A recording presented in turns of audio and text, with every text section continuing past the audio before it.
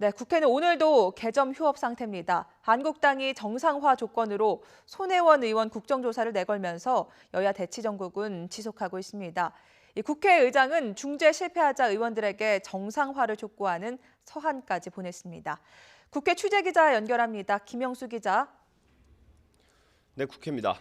네, 꽉 막힌 정국 풀릴 기미가 좀 보입니까? 네, 꽉 막힌 정국이 아직 풀릴 기미는 보이지 않고 있습니다. 문희상 국회의장이 오늘 여야 5당의 원내대표들을 불러서 1시간 동안 국회 정상화 방안에 대해 논의했는데 소득 없이 끝났습니다. 더불어민주당을 비롯한 여야 4당은 일단 국회를 열어놓고 논의하자는 입장이었고 자유한국당은 최소한의 명분을 요구하면서 의견을 좁히지 못한 겁니다. 한국당이 손혜원 의원에 대한 국정조사를 요구한 것으로 보입니다. 한국당 나경원 원내대표는 하여간 최소한의 뭔가 최소한의 명분이 충족되어야 열 수 있다라는 그런 입장이었고요. 나머지 당 원내대표들은 각 당의 그렇게 입장의 차이는 있을 수 있지만은 일단 열어놓고 논의하는 것이 그게 국회가 할 일이고. 이런 가운데 한국당은 의원총회를 열었습니다. 나경원 원내대표는 여러 요구사항 가운데 하나라도 수용해서 국회를 정상화하자고 했지만 여당이 움직이지 않고 있다고 강조했습니다. 그러면서 민주당을 향해 이런 희한한 여당을 처음 본다며 국회를 정상화하려는 의지가 전혀 없다고 비판했습니다.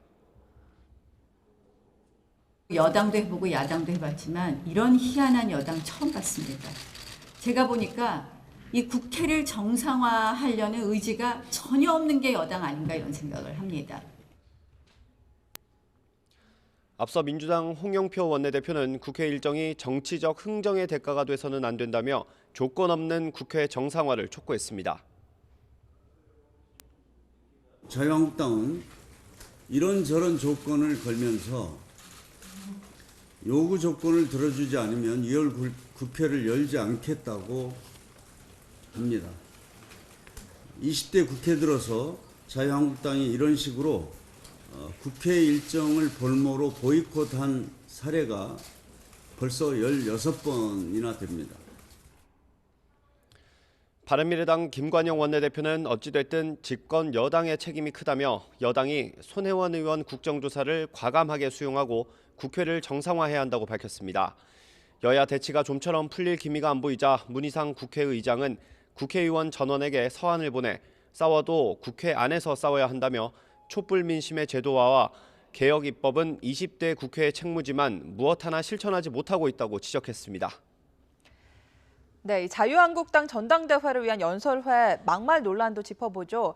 당 내부에서도 비판이 잇따르고 있다고요?